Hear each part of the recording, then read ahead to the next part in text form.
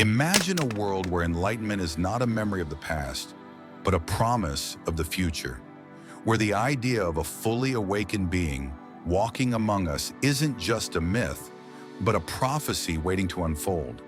Not with fire and brimstone, not with war and conquest, but with a calm presence, a radiant kindness, and wisdom so clear it cuts through confusion like sunlight through fog. This isn't a fantasy from a sci-fi novel. It's an ancient whisper from Buddhist tradition, echoing across time. It speaks of someone not yet here, but very much real, a being named Maitreya. Now, before you wonder whether this is just another spiritual bedtime story, think about this. The world has always looked for figures of transformation, someone to guide us when things feel too heavy. In the Buddhist world, that someone is Maitreya, a name that means the loving one. But he's not just some vague concept floating in scriptures or old chants. He's a living idea, a symbol of everything we hope to become, and maybe, just maybe, something or someone that will truly arrive one day. To understand Maitreya, we have to rewind the story. Long before cell phones, long before airplanes, even before the printing press or telescopes, there was a man named Siddhartha Gautama, the original Buddha, the one who woke up. He lived around 500 BCE in ancient India, and his teachings formed the roots of what would become one of the world's most profound spiritual traditions. But even he, in his wisdom, said this: "I am not the first Buddha who came upon earth, nor shall I be the last.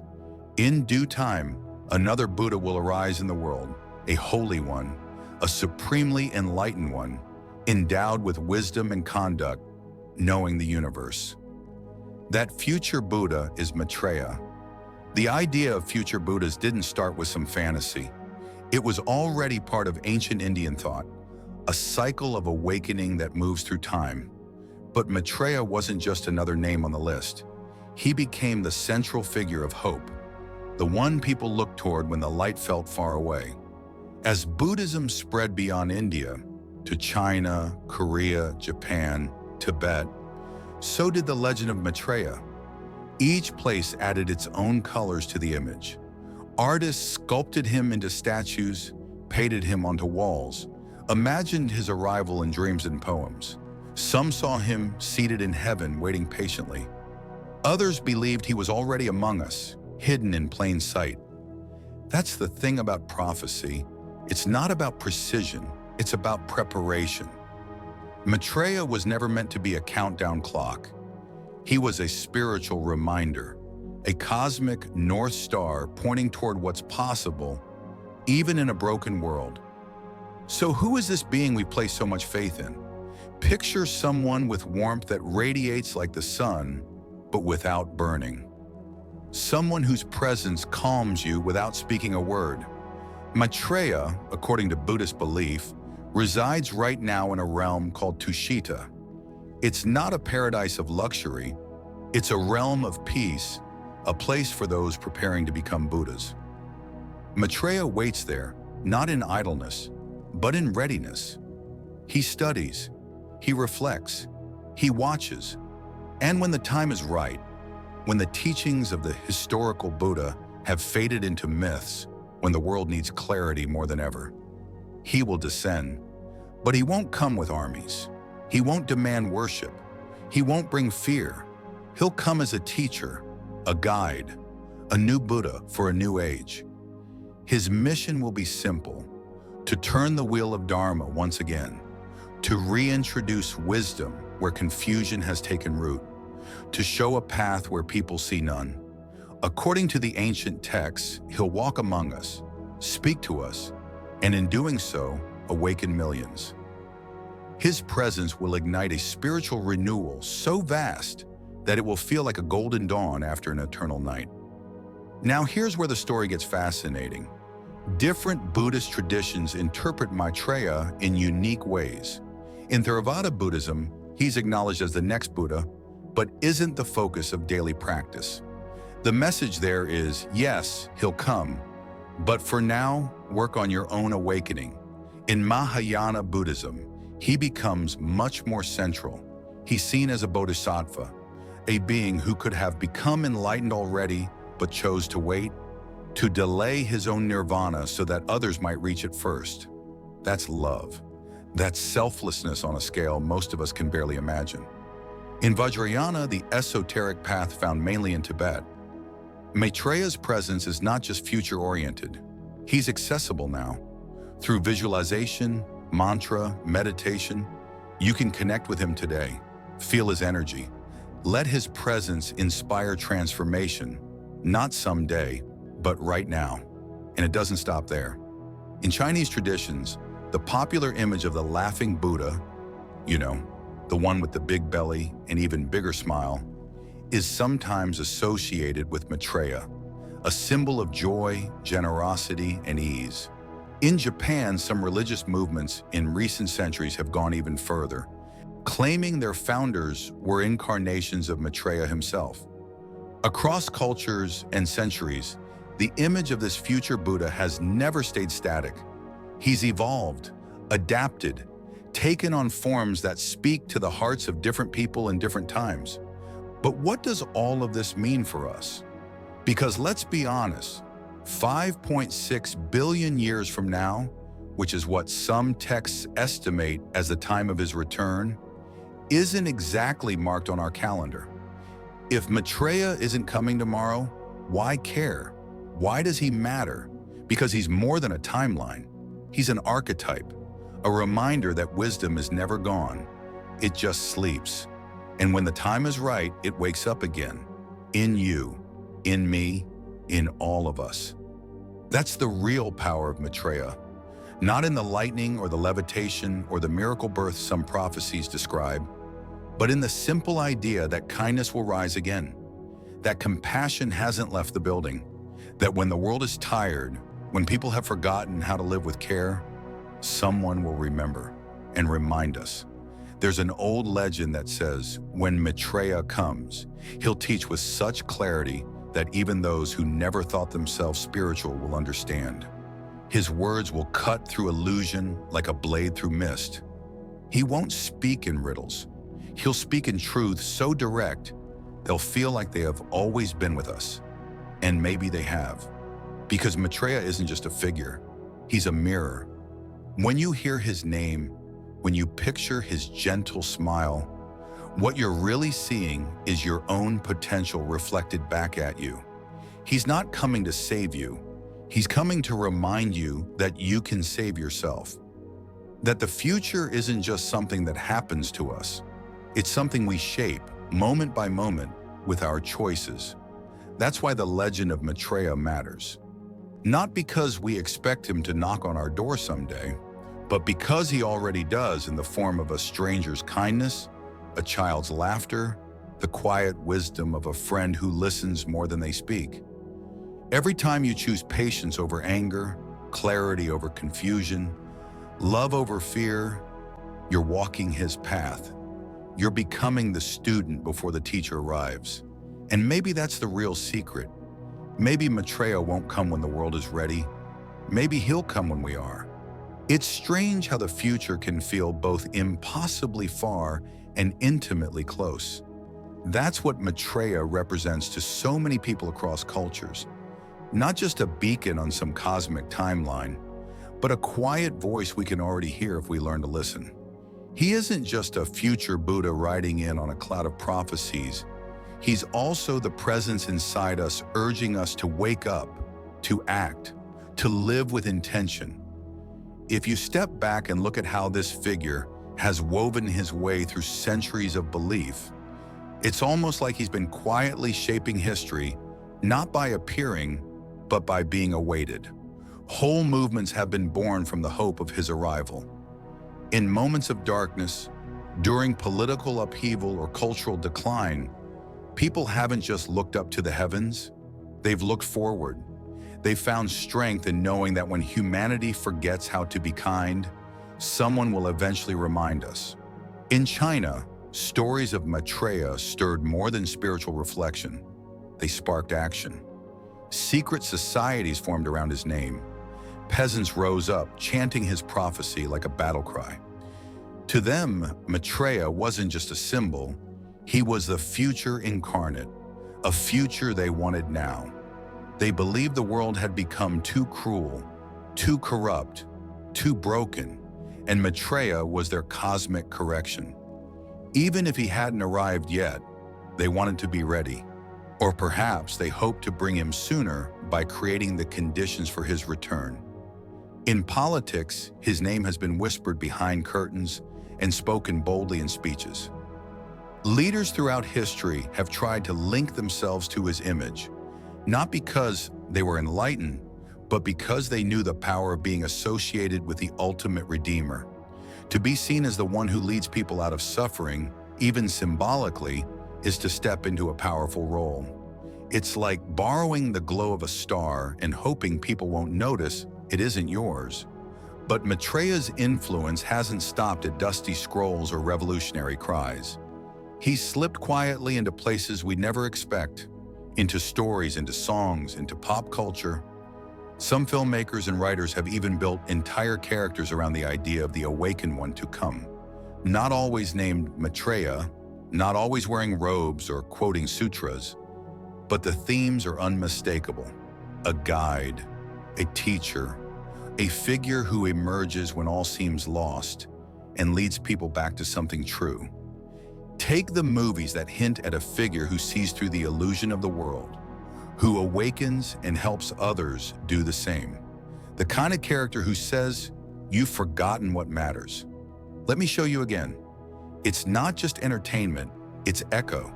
An echo of something ancient that still hums beneath the surface of our collective imagination. Even music has caught the rhythm. Artists from distant cultures, different languages, have found themselves inspired by the idea of a future Buddha. Songs that blend spiritual longing with modern beats. Lyrics that speak of change, of hope, of waking up. You'll hear it in the verses if you know what to listen for. Then there's fashion, a strange thing maybe to associate with a spiritual being. But the world is full of symbols, and symbols have a way of showing up in unexpected places. You might see someone wearing a shirt with a peaceful figure on it, not knowing that the smiling face printed across their chest is part of a prophecy thousands of years old. Or a necklace bearing a charm that means loving kindness, crafted not as a trend, but as a silent nod to something deeper. Social media hasn't missed him either. Scroll long enough and you might stumble on a meme. Funny, yes, but layered with meaning. Still waiting on Maitreya, like, followed by a picture of someone aging on a bench. It's humor, sure, but underneath that is a kind of sacred restlessness. A collective question, when will things finally change? But not everyone's laughing. For some, Maitreya isn't a metaphor or a meme. He's real, and he's here. Or at least that's what they believe. There are groups, spiritual movements, often tucked away from the mainstream, that claim Maitreya walks among us now, disguised, hidden, waiting, watching. Maybe he's a teacher in some quiet village. Maybe he's working at a bookstore or a cafe. Maybe he's already speaking and we just haven't learned how to hear him yet. Whether that's true or not isn't the point. What matters is what it says about us, that we want to believe someone like him could be here already, that we're not alone in our longing for clarity, for compassion, for a better kind of wisdom.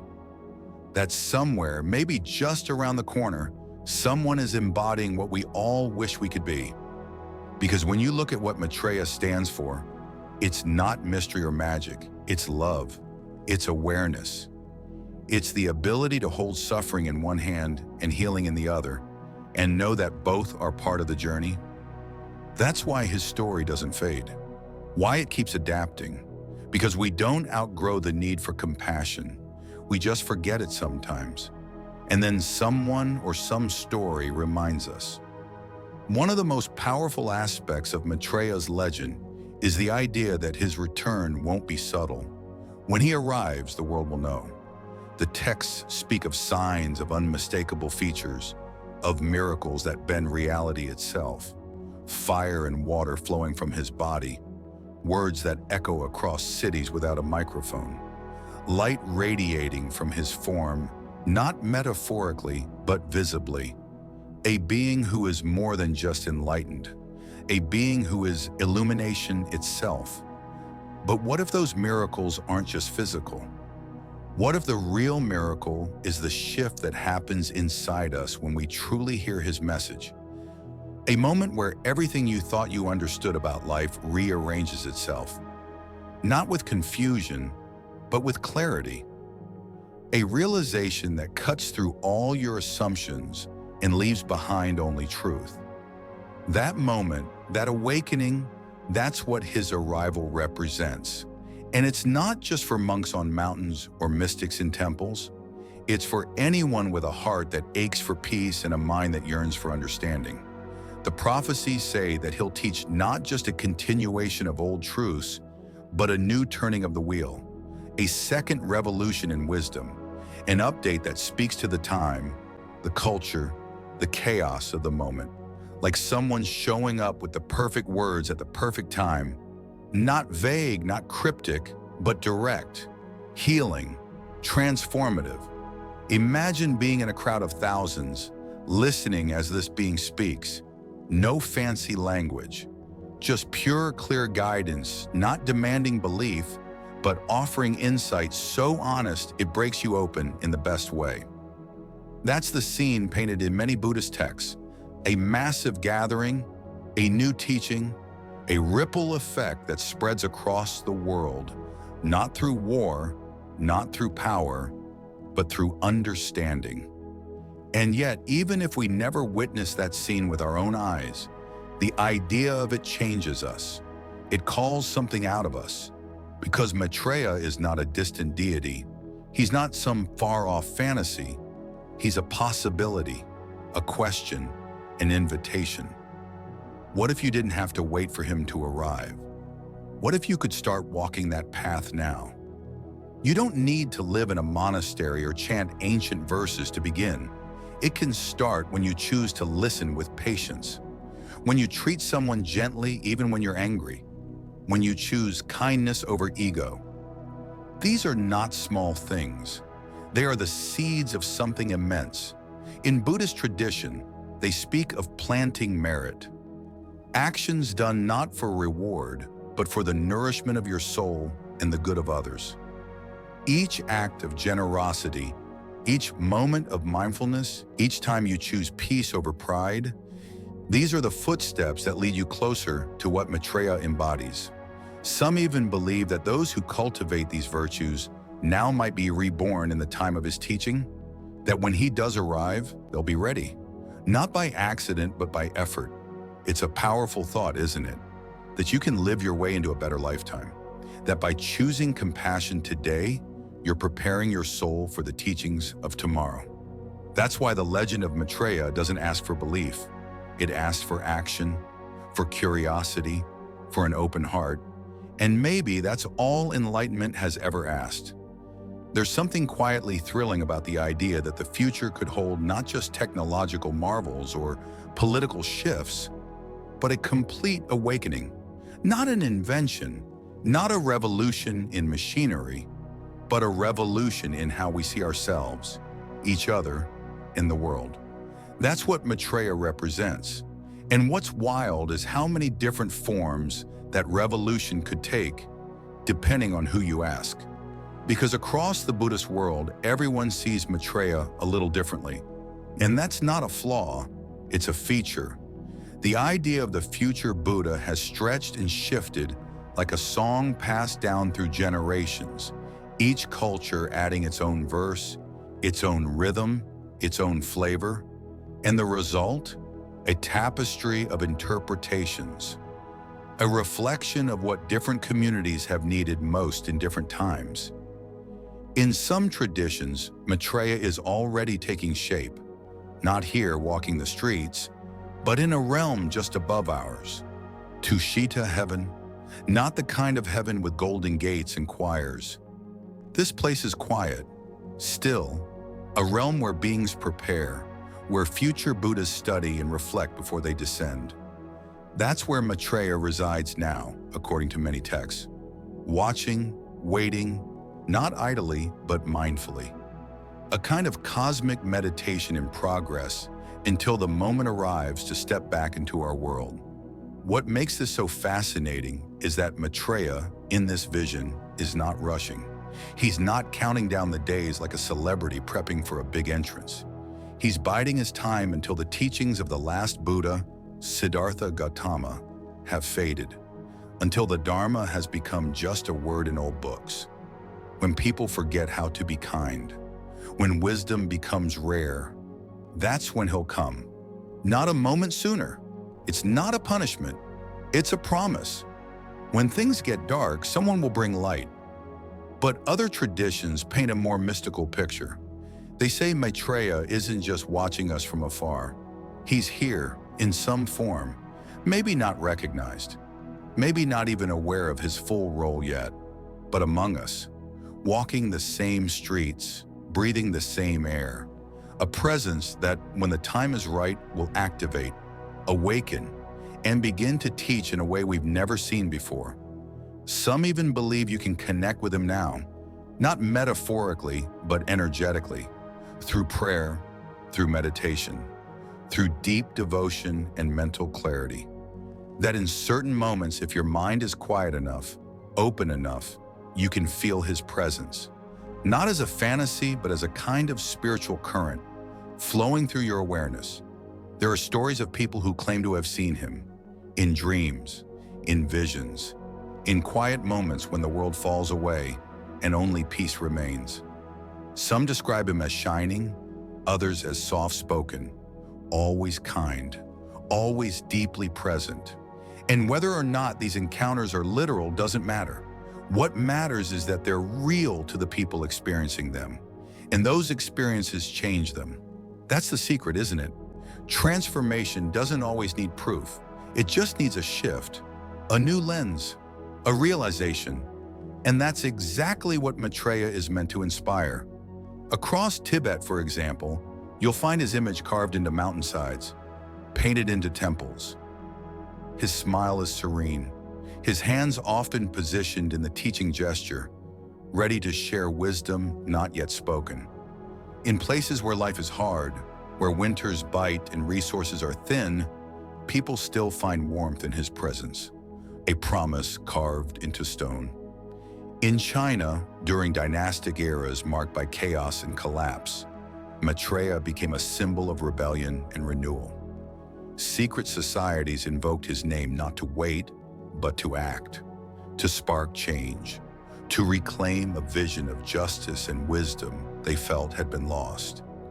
Even in modern urban temples, you might see statues of the Laughing Buddha, that big belly, that contagious grin. It's a joyful image, easy to recognize and often misunderstood. Many don't realize that this figure is sometimes interpreted as an incarnation of Maitreya. Not fearsome, not solemn, but joyful, radiating the simple kind of happiness that comes from knowing all things change, and goodness always finds a way back in. It's not just religion that's carried him forward either. Artists have etched him into scrolls. Writers have written him into stories, ikso. Even in modern forms, manga, comics, film, you'll find hints of Maitreya hidden in plain sight. A hero who brings peace not by fighting, but by understanding. A leader who doesn't seek power, but gently hands it back to the people through knowledge. He's become a muse for creators across mediums, a whisper of hope that finds its way into paint, into verse, into code. Digital artists draw him floating over futuristic cities, guiding a world lost in its own ambition. Musicians reference him in lyrics about peace, transformation, or divine timing. Even game developers have slipped versions of him into characters, guardians of wisdom, unlockers of ancient truths. That's how you know an idea has power, when it leaves the temple and walks into the world, when it stops being confined to ritual and starts living in imagination. Maitreya has done exactly that, and it doesn't stop at art. Social movements, too, have drawn on his image. In times of despair, war, oppression, natural disasters, you'll find banners raised in his name. Not because people believe he'll drop from the sky and fix everything, but because invoking him reminds us of what we're capable of. He is, after all, the embodiment of loving kindness. Not the soft kind, but the powerful kind. The kind that changes systems. The kind that inspires revolutions, not with violence, but with vision. Even the environmental movement has felt his influence. In a world burning with greed and short-sightedness, the idea of a being who places compassion at the center of existence, it's no wonder people turn to him for inspiration. Some see his arrival as linked to a renewed harmony between humans and nature, not as a savior, but as a catalyst, a reminder that we don't own the earth, we are part of it, that healing begins with reverence. And now, in this strange age of technology, where connection is instant but understanding often feels distant, Maitreya's name echoes in new ways. Online communities form around his teachings. People explore his story not through pilgrimage, but through screens. They read, they question, they share interpretations, they post memes. It might seem trivial, but it's not. It's evolution, the spirit of a teaching adapting to a new world. Because maybe that's how Maitreya shows up, through whatever medium we're willing to receive him. Not just in stone, not just in scrolls, but in conversation, in art, in code, in thought. There are those who say that when he comes, it won't be with thunder or flame. It will be with a voice so calm it makes chaos quiet. With a presence so grounded, it pulls us all back to ourselves. He won't need to convince us. We'll recognize him by what we feel. A strange sensation like coming home. Like remembering something we never realized we'd forgotten. But again, maybe we don't have to wait. Maybe Maitreya's arrival isn't just an external event. Maybe it's a state of mind, a level of awareness you reach when you stop reacting and start responding, when you stop chasing and start listening, when you let go of who you think you need to be and simply return to what is. What if his arrival isn't about time at all? What if it's about readiness? That's a different kind of prophecy, one that puts the power not in the stars but in your own heart. It asks you not will he come, but will you be ready when he does? And even more importantly, are you ready now? Because the teachings he will bring are not new. They're ancient truths wrapped in new language, wisdom rediscovered, compassion rekindled, clarity restored. The wheel of Dharma turns again and again, not because someone turns it for us, but because we remember how to turn it ourselves. And in that remembering, we become part of the prophecy, not just spectators, but participants, not just listeners, but living proof. There's a kind of stillness that comes when you sit with the thought of a world guided by wisdom instead of fear. That stillness doesn't come from pretending everything's fine. It comes from remembering that even in the middle of chaos, clarity is possible. And that's the feeling many people carry when they think about Maitreya.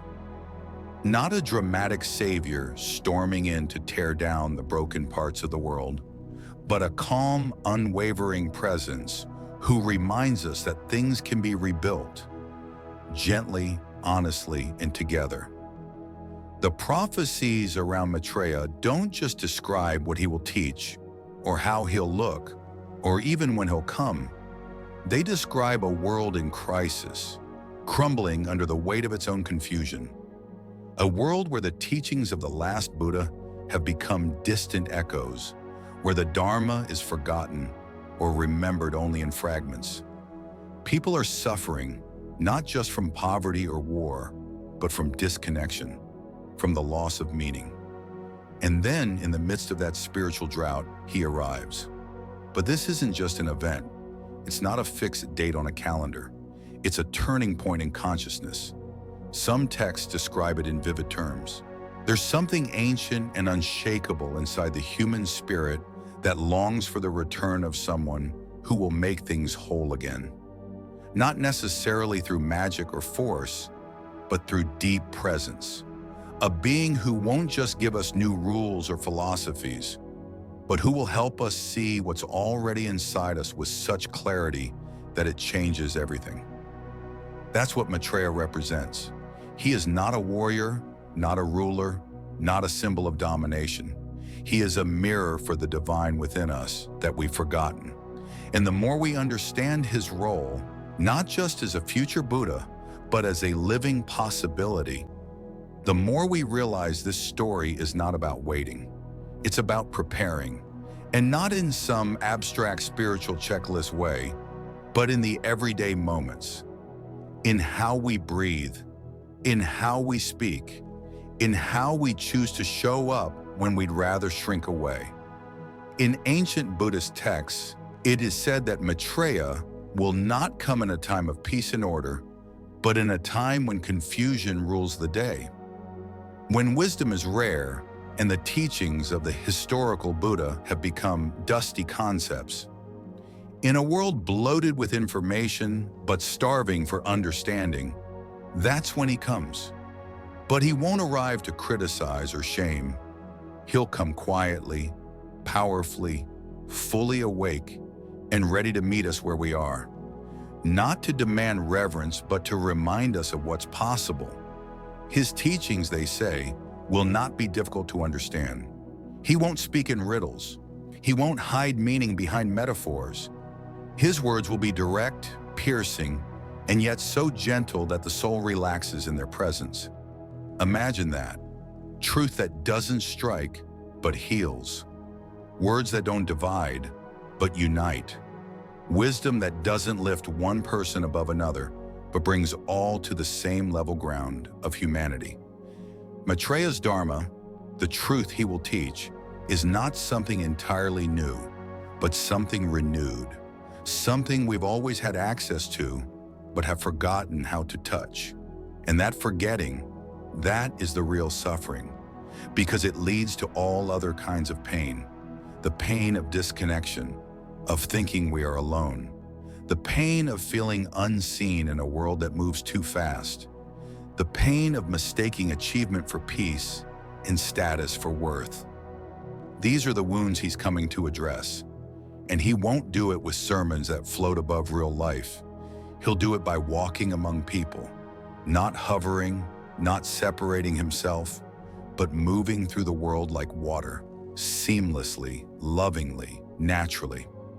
He will teach not just from temples or mountains, but from streets and homes, in conversations and silences. He'll teach in how he listens, in how he notices, in how he stays still when others would rush. His presence alone, they say, will transform the energy around him. People will feel calmer, lighter, not because he takes their burdens from them, but because his presence reminds them how to carry those burdens differently, more gently, more wisely. He'll remind us that pain is not proof of failure, it's proof of depth. And in that teaching, a new kind of humanity will begin to form, not because people are forced to change, but because they want to. Because they finally remember that joy isn't shallow, that love isn't weakness, that truth doesn't have to hurt to be real. The golden age that Maitreya is said to usher in is not about perfection. It's about presence, a time when people don't seek to dominate the earth, but to care for it. When learning is not about accumulating facts, but about understanding life. When the elderly are honored not because of tradition, but because their wisdom is seen as sacred. When children grow up knowing that their worth is not tied to performance, but to their existence. This isn't fantasy, it's possibility. But it begins with choice. The choice to soften when you could harden. The choice to listen when you could dismiss. The choice to extend compassion even when the world says it's naive. These small decisions, multiplied across millions, are what shape the atmosphere Maitreya will step into. That's why preparation doesn't look like waiting with folded hands. It looks like waking up every day and asking, how can I love better today? How can I understand more deeply? It looks like noticing the ways we hurt each other out of our own pain in choosing to end the cycle. That is the soil in which his teachings will take root. And the beauty is, he's not coming to be above us. He's coming to walk with us, to teach us how to carry the light we've buried, to remind us that we don't need to become someone else. We need to return to who we really are. And when we do, we become part of his teaching, part of his work. We become the proof that awakening is not rare, it's natural. That enlightenment is not escape, it's full presence. That truth is not a weapon, it's a mirror. And in that mirror, we begin to see ourselves not as broken, but as blooming. Not as too late, but right on time. There are traditions that say Maitreya will stay on this earth for thousands of years, not just to teach, but to anchor something, to hold a vibration so steady, so grounded, that it rewires the very fabric of how we live together. Not by force, by resonance. That's what real power does. It doesn't impose, it inspires. It doesn't conquer, it connects. And when people gather around Maitreya, not just in body, but in spirit, they'll begin to change without even trying to. Their habits will shift, their language will soften, their fears will lose grip. Not because someone told them to change, but because something inside them felt safe enough to. And that is what he brings, a sense of safety so profound, it creates space for healing. A love so unconditional, it becomes permission to grow. Not to perform, not to impress, just to grow. And the most radical part? This transformation doesn't require you to believe in him as a deity. You don't need to chant his name or memorize his stories. You only need to listen to the silence inside yourself that's been whispering the same truths all along. That you are not alone, that you are not broken, that love is still possible, and peace is not a myth, it's a muscle. At Wisdom's Solace, we believe in telling stories not to escape reality, but to deepen our engagement with it. The story of Maitreya is one of the most powerful, not because it gives us a hero to worship, but because it gives us a path to walk, a direction to lean toward, a reminder that even in the most uncertain times, there is a wisdom waiting to emerge from within. And that wisdom does not belong to one man. It belongs to all of us. Maitreya's presence when it arrives will not feel like an interruption. It will feel like a homecoming, like something we've always known but forgot, like the return of a truth that never left, only waited. So maybe the question isn't, when will he come? Maybe the question is, how will you meet him when he does? Will you recognize him? Not just by his words, but by what you feel in his presence. Will you be ready to sit down, listen, and let go of the stories that no longer serve you? Will you be willing to learn again, as if for the first time? Because that's the kind of readiness this future asks for. Not doctrinal, but emotional. Not scripted, but sincere. And maybe you're already closer than you think. And those who walk the world with Maitreya in mind tend to walk differently. Softer, slower, with more care. They treat strangers with warmth. They listen more than they speak. Not because they're perfect, but because they're practicing.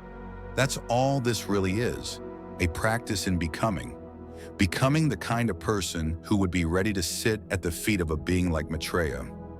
At Wisdom's Solace, we often explore these threads of meaning, not because we claim to have the answers, but because we believe the questions are sacred.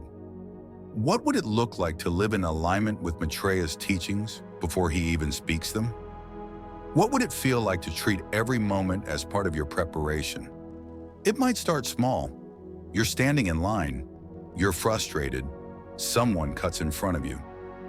Your usual reaction rises. Annoyance, judgment, maybe even the urge to say something sharp. But then something shifts. You pause. You remember this is the practice. You don't know that person's story, and suddenly the reaction dissolves. Not because you've forced yourself into silence, but because you've chosen peace. In that moment, you are not just honoring Maitreya, you are embodying him. Or maybe you're having a difficult conversation. Someone's hurt you. Your pride is wounded. Everything in you wants to argue, to win. But you take a breath. You listen, not just to their words, but to their pain underneath. You speak not to defend, but to understand. That's Maitreya, speaking through your voice. This isn't about perfection, it's about presence. The more present you are, the more you create the very world Maitreya is said to bring. One where understanding is more important than being right, where kindness doesn't need a reason, where love doesn't have to be earned. In some stories, Maitreya is said to appear during a massive global gathering, a spiritual event so immense that people from every corner of the world come to hear him speak. No microphones, no live streams, just one voice carrying through the hearts of billions. And what he shares, they say, will not be complex. It will be simple, stunningly simple, a kind of clarity we forgot we needed. He won't talk in riddles. He won't argue with philosophers. He'll speak in the language of life, of love, of loss, of joy. The kind of wisdom that cuts through intellectual debate and lands straight in the soul. It's easy to think of such a moment as myth, a fantasy. But maybe we don't need to take it literally to understand its power. Maybe the idea of that gathering isn't about numbers. Maybe it's about moments, small, private awakenings. A mother who finally forgives herself. A child who learns to trust again. A man who realizes his value isn't in his paycheck, but in how he treats others. Each of these is a teaching. Each of these is a miracle. And in this way, Maitreya's return becomes less about one grand arrival and more about countless small ones. Drops of awakening falling across the world until the soil is soft enough for something new to grow. That's what the prophecy is really pointing toward. Not spectacle, not superstition, but transformation, not out there.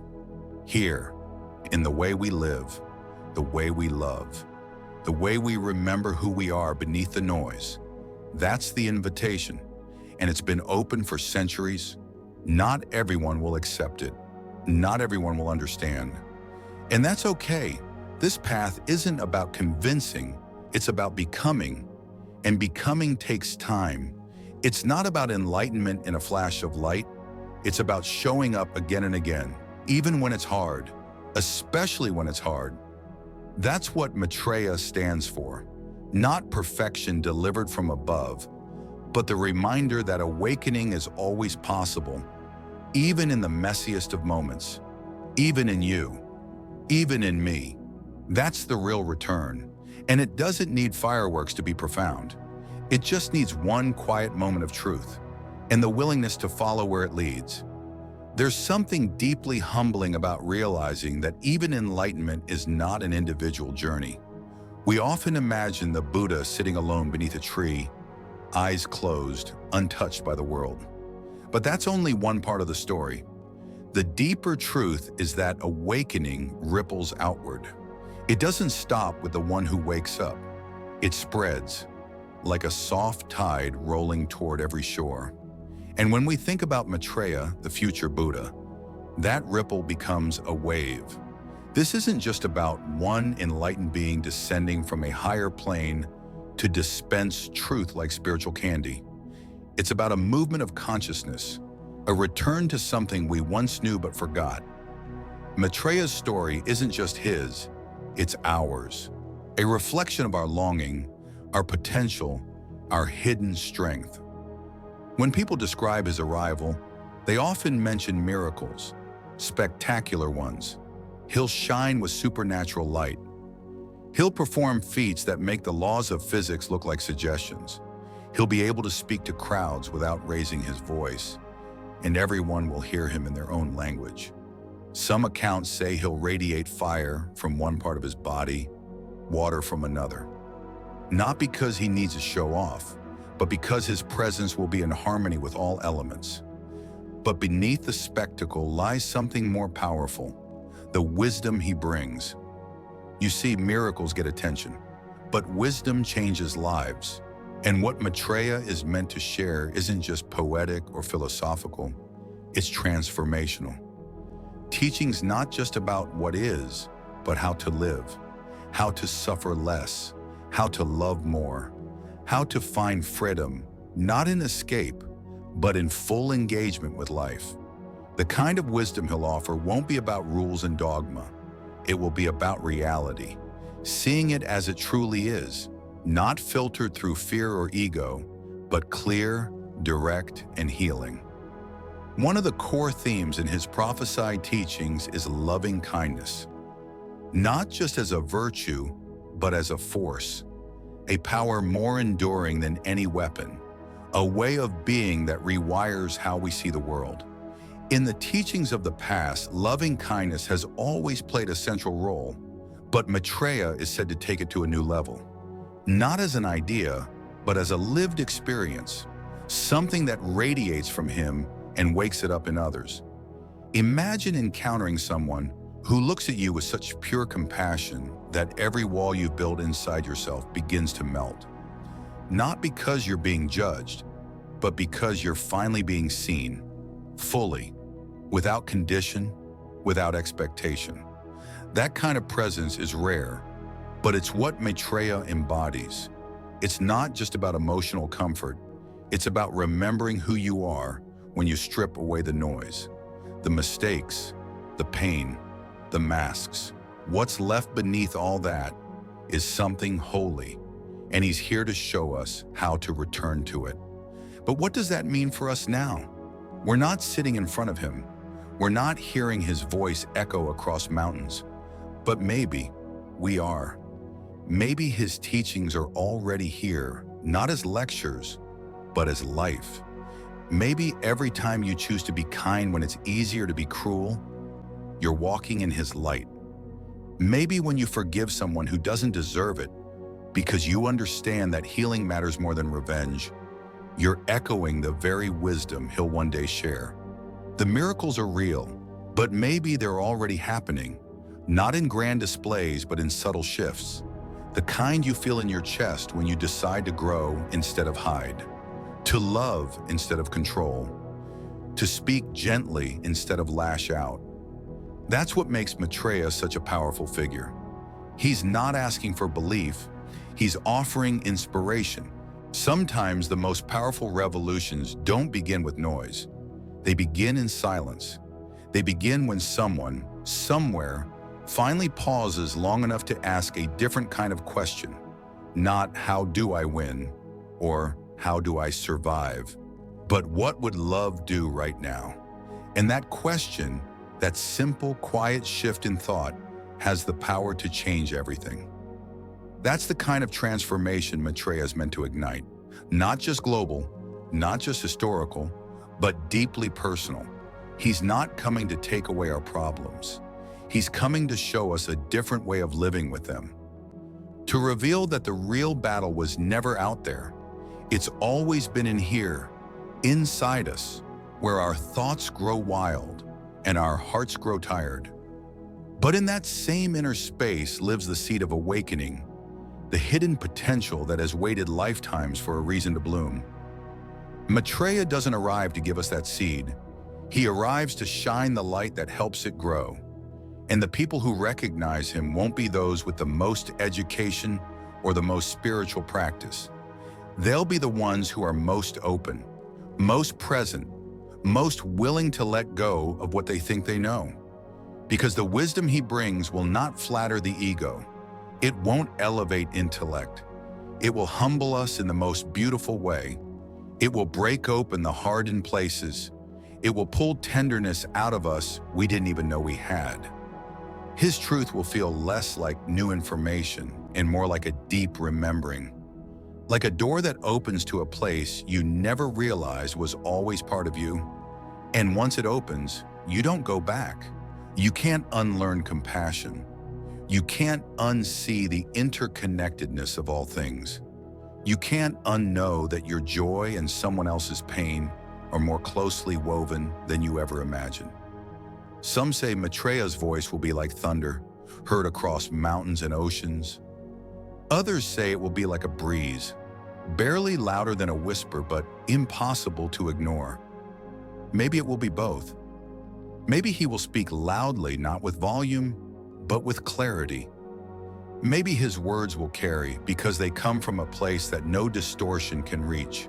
Because truth, when it's spoken from presence, doesn't need to be shouted.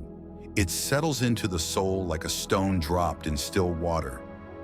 And it echoes over time, through generations, through choices. And what he teaches won't be abstract. It won't float above daily life. It will be practical, grounded. The kind of guidance that affects how you speak to your partner when you're upset, how you treat your body, how you raise your kids, how you walk through the world with grace, even when it's heavy. Because enlightenment isn't an escape. It's an invitation to be fully here, in the mess, in the beauty, in the heartbreak and the healing. Maitreya will show us that we don't find peace by running from life. We find it by leaning into it, with eyes open and heart steady. There will be resistance. Not everyone will welcome his presence. That much is certain. Some will be afraid of what he represents, because when real truth enters a room, it threatens anything built on illusion. People who profit from fear won't want him here. People who build empires on separation, on shame, on control, they'll feel him as a disruption, and they'll try to twist his message. They'll try to turn him into something he's not. That's always been the way of things. But he won't fight them. He won't argue. He'll remain rooted in what is real, because truth doesn't panic when it's misunderstood. It simply waits to be recognized, and slowly it will be. Not through debate, but through experience, through the way people begin to change. Not because they're told to, but because they want to. Because in his presence, the weight they've carried for years will finally feel optional. Because in his words, they'll hear an echo of the home they've always longed for. And that kind of change can't be coerced. It has to rise from within. That's why Maitreya is more than a teacher. He's a gardener. He won't force growth.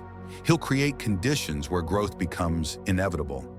And what will the world look like when it begins to grow in that direction? It won't be perfect. It won't be free of challenge, but it will be more honest, more human, more alive. Systems will begin to shift, not because of policy alone, but because of consciousness. Education will focus less on competition and more on connection. Healthcare will value not just the body, but the mind and the soul. Justice will mean restoration, not revenge.